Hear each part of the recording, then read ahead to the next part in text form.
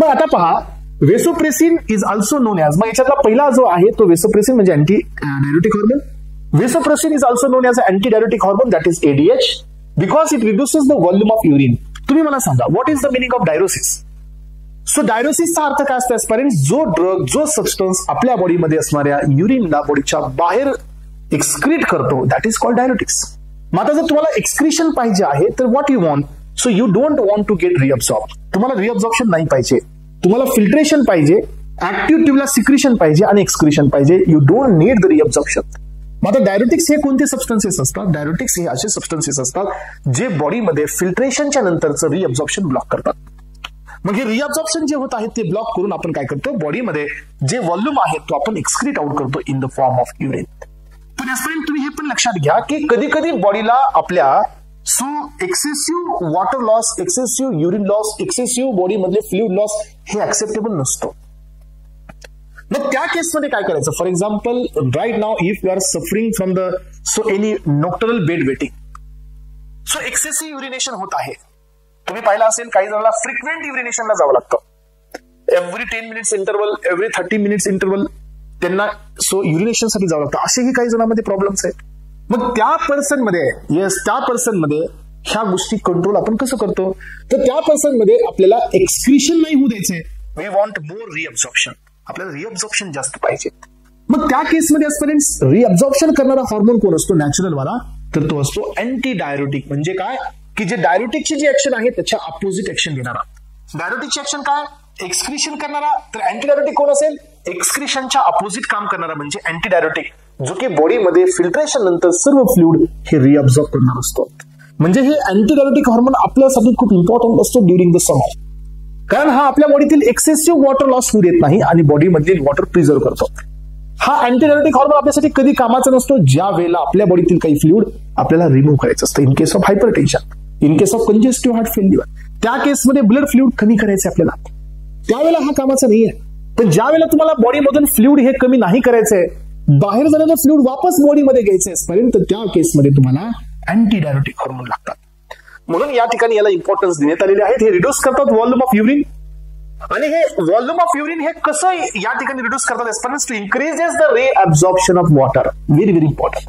मी तुम्हाला आधी पण सांगितलं की जे फिल्ट्रेशन झाले त्यांना रिअब्सॉर्ब करण्याचं काम इथून होतं. So consequent elimination of large volume of very dilute urine, this is known as the diabetes insipidus. लक्षात घ्या friends, don't confuse with the diabetes mellitus. Diabetes mellitus, it is characterized by increasing the blood sugar level. Diabetes insipidus is the disease which is very different from the diabetes mellitus. Diabetes insipidus काय असतो? तर या केसमध्ये excessive urination होत असतं, frequent युरिनेशन होत असतं. तर त्या केसमध्ये तुम्हाला अँटीडायरोटिक हॉर्मोन घ्यावा लागतो, जो आपल्या बॉडीमध्ये एक्सक्रिशन न होऊ देता तो रिअब्सॉर्प्शन करेल. म्हणून अँटीडायरोटिक हॉर्मोन जे असतात त्यांचा यूज असतो डायबिटीज इन्सिपिडस मध्ये. आणि लक्षात घ्या, याच्यानंतरचा जो हॉर्मोन आहे आजपर्यंत तो आहे ऑक्सिटोसिन. तुम्ही पाहिला असेल. आपल्याला पुढच्या या चॅप्टर मध्ये हे समजूनच घ्यायचंय की युटरस मध्ये पण 3 लेअर आहेत आजपर्यंत. सो याच्यामध्ये पहिली असते सगळ्यात मधली एंडोमेट्रियम, त्यानंतरची मिडल असते मायोमेट्रियम आणि त्याच्या आउटरची असते पेरिमेट्रियम. मग ज्या वेळेला फर्टिलायझेशन होतं, मेल मधून गेलेला जो स्पर्म सेल आहे, ज्याला तो एग सेलच्या मध्ये फ्यूज होतो, that may be leads to the zygote formation. मग जसं झायगोट तयार होतं friends, by taking 5 days of gap, 5 दिवसाचा गॅप घेऊन काय होतं की हे झायगोट डिवाइड होत हे युटरस कडे पोहोचतं आणि they will get implanted into the uterus. आणि युटरस मध्ये ज्याला हे इम्प्लांट होतं मध्ये जातं, तर तिथं असतात स्मूथ मसल्स. आणि जर ह्या स्मूथ मसल्स कॉन्ट्रॅक्ट झाले तर फ्रेंड्स काय होतं माहितीये? स्मूथ मसल जर कॉन्ट्रॅक्ट झालेले असतील तर तिथं जो इम्प्लांटेशन झालेला आहे त्या एम्ब्रिओचं, तो तिथून वापस डिपार्ट होतो आणि that may be leads to the termination of pregnancy. आणि याला सर आपण अबॉर्शन म्हणतो. तर एस्पेरेंट लक्षात घ्या की जर युटरस जर कॉन्ट्रॅक्ट होत असेल तर प्रेग्नन्सी टर्मिनेट होते.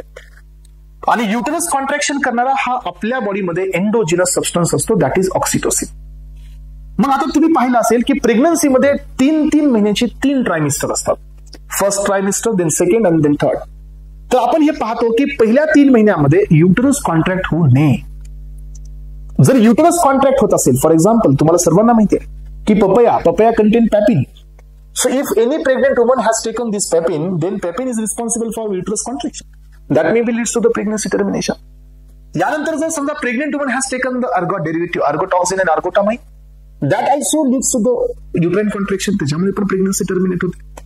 याचा अर्थ काय की first 3 trimester we need to avoid the complete uterine muscle contraction. याचा अर्थ की आपल्या बॉडीमध्ये हा ऑक्सिटोसिन फर्स्ट ट्रायमिस्टर मध्ये ऍक्टिव्ह नसायला पाहिजे. पण हाच ऑक्सिटोसिन आपल्याला कधी लागतो माहितीये? हाच ऑक्सिटोसिन एका फिमेल बॉडीला कधी लागतो? ज्या वेळेला जेस्टेशन पिरियड हा कम्प्लीट होतो. याचा अर्थ काय की प्रेग्नन्सीची फुल टर्म कम्प्लीट होते. Now there is a time of parturition. ज्या वेळेला डिलिव्हरीचा टायमिंग येतो त्यावेळेला तुम्ही हा एक मूवी पाहिला असेल ज्याचं नेम आहे 3 इडियट. तुम्ही ते 3 इडियट मूवी मध्ये जर लास्ट सीन पाहत आहे त्याच्यामध्ये हे दाखवण्यात आलेलं आहे की mother has to push the baby, right.